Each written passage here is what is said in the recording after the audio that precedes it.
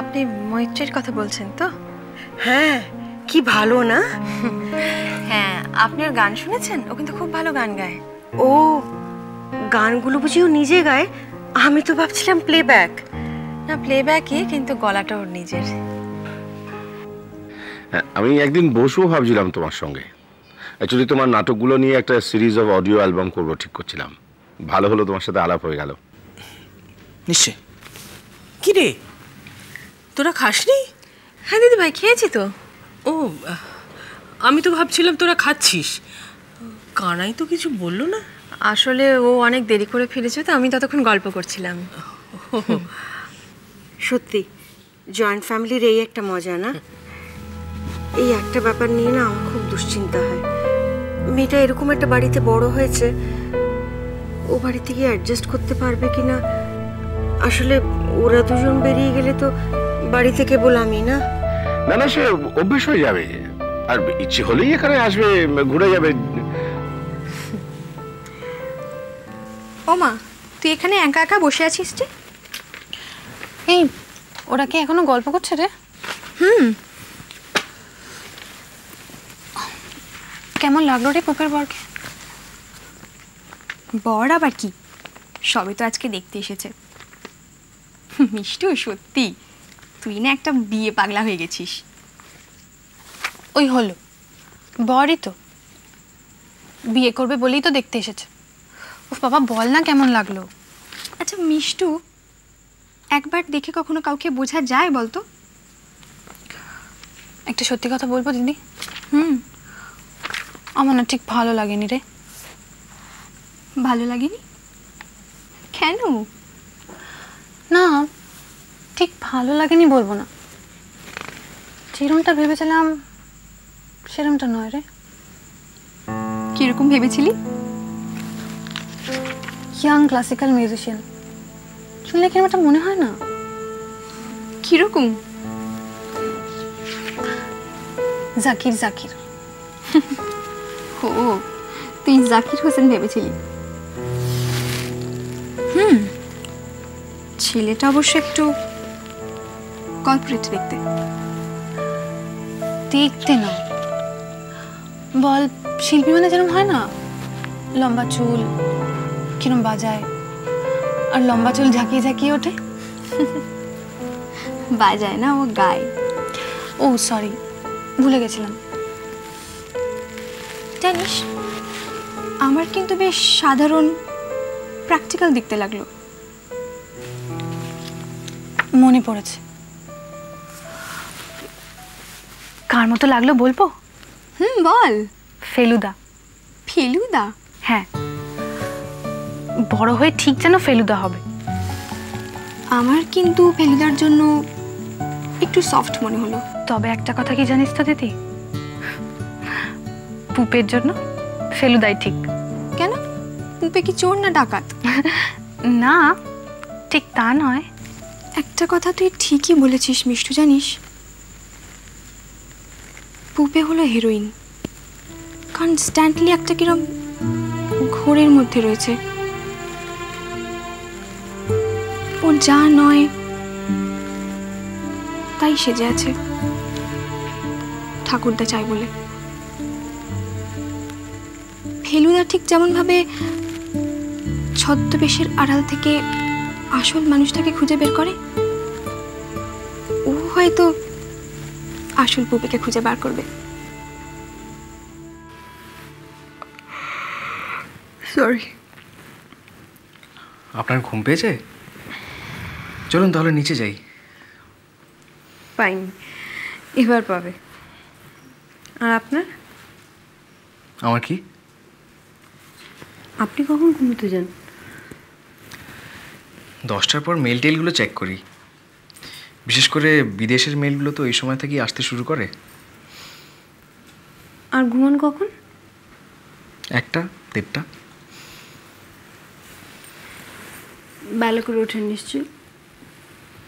6টায় রেওয়াজ করতে বসি। বাবা,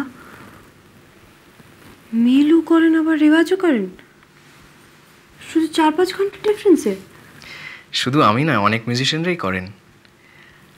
আর ওইটুকু টেকনোলজি ব্যবহার করলে আমার মনে হয় না হেরিটেজের কোনো ক্ষতি হয়। কেন, আপনি কি শুধু রেওয়াজই করেন, মেল টেল করেন না? প্রয়োজন হয় না।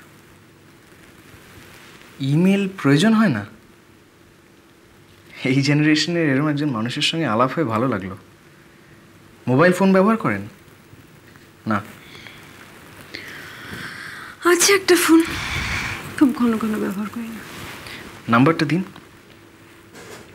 কার? আপনার মোবাইল নাম্বারটা। আমি আমার মোবাইল নাম্বার কাউকে দিই না। ও সরি। কাউকে দেন না, না সবাইকে দেন না? মা ঠাকুরদার কাছে আছে। আসলে বাইরে কোথাও গিয়ে দেরি হয়ে গেলে আমি ফোন করে দিই, বা ওনারা ফোন করে নেন। ঠাকুরদা চিন্তা করেন। তাহলে তো আমার নম্বরটা আপনাকে দেওয়ার কোনো প্রশ্নই ওঠে না।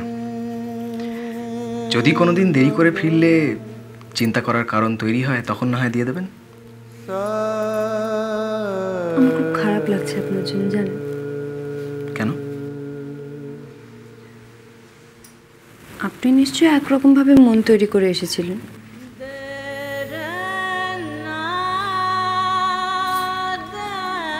আপনি কি চান আপনার অনিচ্ছের কথাটা আমি জানিয়ে দিই?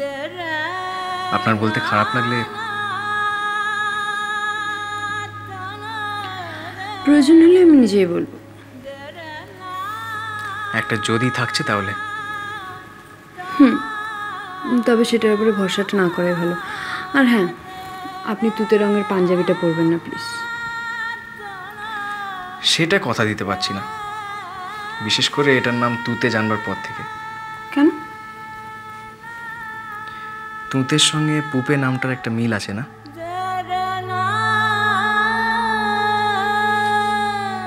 পুপি দিদি, তোমরা এখানে? আমি বারান্দা ছাদ খুঁজে মরছি। আপনার বাবা বলছেন এবার বাড়ি যাবেন, আপনাকে নিচে ডাকছেন।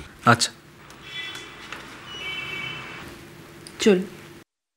কেমন লাগলো তোমার? কি কি আবার পাত্র? ওইটুকু দেখে কি করে বলি বলো? Mood off? কিছু হয়েছে? তোমার মুড অফ নয়? না। কেন?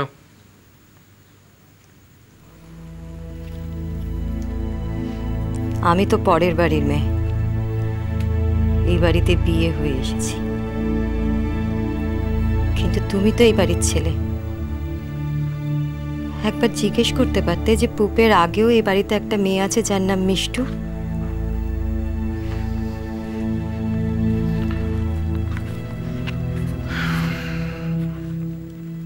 ওটা বাবা ঠিক করেছেন, আমাদের মতামত নিয়ে তো ঠিক করেননি, ঠিক করে জানিয়েছেন। কি বলবো বলো? যেটা সত্যি সেটাই বলবে। যে তাহলে মিষ্টুর বিয়ের কি হবে? আমরা নিজেরা ঠিক করে দিতে পারবো না, কারণ তাতে বাড়ির নিয়ম ভাঙা হবে। আর বাড়ির নিয়মটাই যদি গন্ডগোলের হয়,